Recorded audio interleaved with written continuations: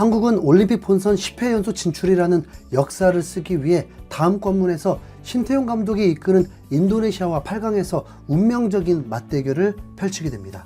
일본전 승리 이후에 국내 언론에서는 한국이 낳은 두 명의 감독 간 맞대결에 엄청난 관심을 보이면서 관련 보도가 이어지고 있는 상황인데요. 이는 국내뿐만 아니라 인도네시아 역시 마찬가지였습니다. 사상 첫 AFC U23 대회 본선에 진출한 인도네시아인데요. 여기에 그치지 않고 신태용 감독의 뛰어난 지휘 아래 조별 예선까지 통과하면서 첫 출전 플러스 8강 진출이라는 역사적인 업적을 세우게 됐기 때문이죠.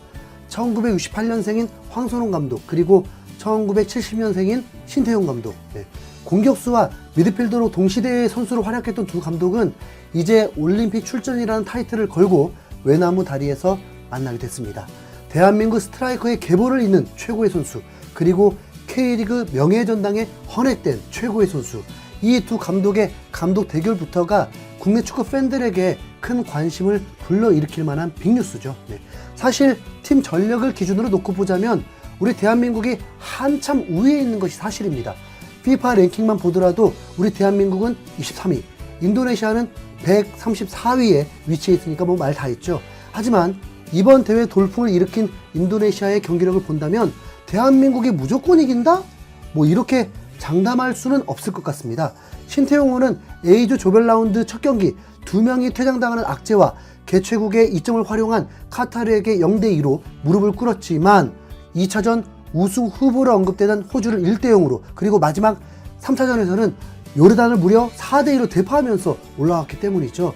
우리가 1대0으로 가까스로 승리를 따낸 UAE가 FIFA 랭킹 67위입니다. 그리고 인도네시아가 4대1로 대파를 시킨 요르단이 71위, 호주 역시 FIFA 랭킹 24위로 우리 대한민국과 단 한 계단 차이 나는 곳에 위치해 있습니다. 우리가 호주를 상대로 승리를 장담할 수 있을까요? 우리가 8강에서 만날 인도네시아를 약체가 아닌 호주를 잡은 대등한 위치로 인식해야 할 이유입니다. 여기에 더해서 여우라는 별명을 갖고 있는 전략가 신태용이 있죠. 2차전 호주전은 탄탄한 수비력을 바탕으로 언더독이 탑독을 잡아내는 자이언트 킬링의 진가를, 그리고 3차전 요르단전은 강력하고 화끈한 공격력을, 이 두 경기를 통해 인도네시아는 탄탄한 수비 조직력과 화끈한 공격력 모두를 선보이게 됐는데요. 특히나 인상적이었던 부분은 요르단을 상대로 한 4개의 골이었습니다. 인도네시아는 요르단전 전반 23분 페널티킥을 성공시키며 앞서 나갔습니다. 페널티킥은 뭐 다 넣는 거니까 단순히 뭐 이렇게 생각할 것이 아니라 페널티킥을 얻어내는 과정을 보시면 인도네시아의 공격 작업이 위력적이라는 사실을 확인하실 수 있는데, 왼쪽 측면에서 공격을 이어가던 인도네시아, 간결한 원터치 패스를 주고받으면서 박스 안쪽까지 침투합니다.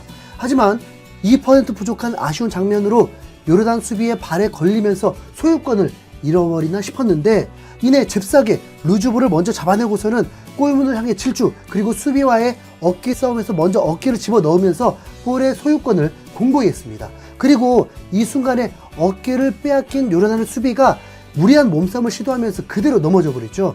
이미 어깨를 먼저 넣었기 때문에 요르단의 수비는 뒤에서 공격수를 밀어버린 꼴이 돼버립니다.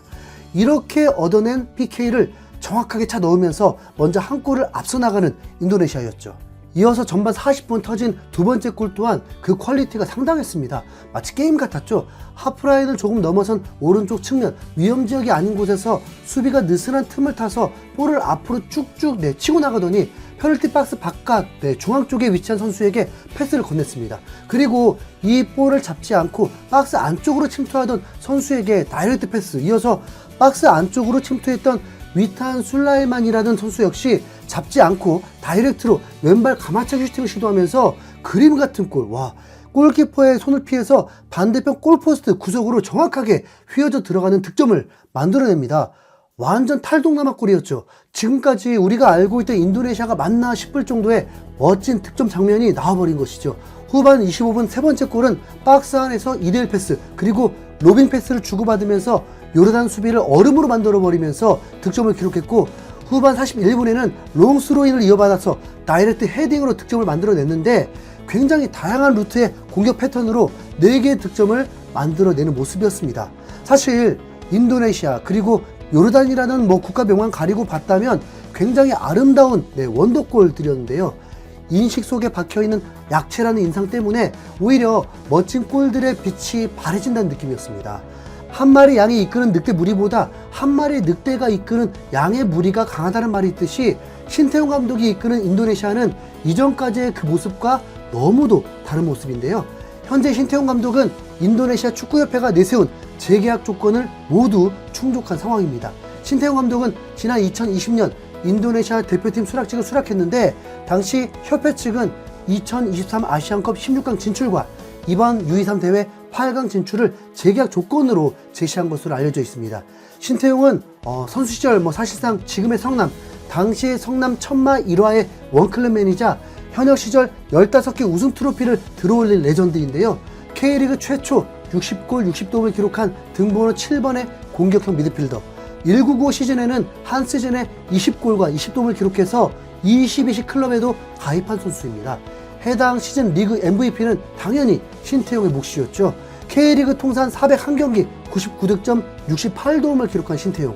신태용의 도움 기록은 2015년에 가서야 염기훈에 의해 깨집니다.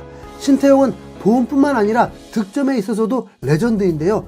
역대 K리그 100골 이상을 넣은 선수는 180골의 이동국, 141골의 대안, 120골의 김은중 등 단 8명에 불과합니다.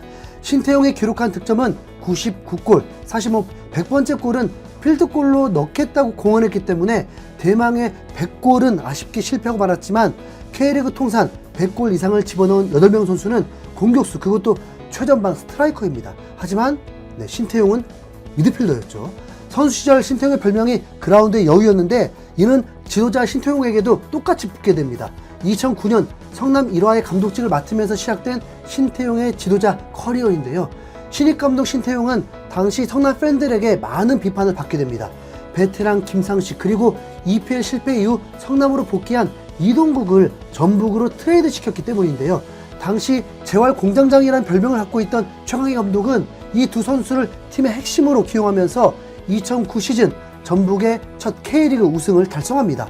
그리고 약 10년간 K리그는 전북 왕조 시대가 펼쳐지죠. 10년간 김상식과 이동국은 각종 K리그의 기록을 갈아치우면서 전북 왕조의 1등 공신이 됐고, 특히 이동국은 K리그 역사상 불멸에 가까운 최고의 기록들을 경신하면서 압도적인 K리그 역대 최고의 선수가 됐습니다. 하지만 이후 신태용 감독은 이 트레이드가 본인의 결정이 아니었으며 김상식이 트레이드를 요구했던 구단에게 두 선수를 모두 품거나 모두 보내라 라고 말하자 성남 구단 측에서 두 선수를 모두 트레이드 시킨 것이라고 밝혔습니다. 2010년에는 성남을 이끌고 AFC 챔피언스리그 우승을 차지하면서 아시아 최초 한 팀에서 선수와 감독으로 챔피언스리그를 제패한 유일한 감독이 됐는데, 신태용 감독을 두고 과리디올라와 좀 비교하는 이유 중 하나입니다. 심지어 인도네시아 매체 볼라에서도 한국 시간 24일 사이드라인에 서 있는 이는 과리디올라인가? 라는 제목의 기사가 나오기까지 했죠. 선수 시절 카리스마로 유명했던 군기반장 신태용은 감독이 되면서부터는 부드러운 형님 리더십을 선보입니다. 그리고 대한민국의 14명의 대표팀, 그리고 A 대표팀을 이끌고 월드컵까지 밟게 되죠. 최고의 선수 출신, 그리고 감독으로서 최고의 정점을 인도네시아와 함께하고 있는 신태용 감독.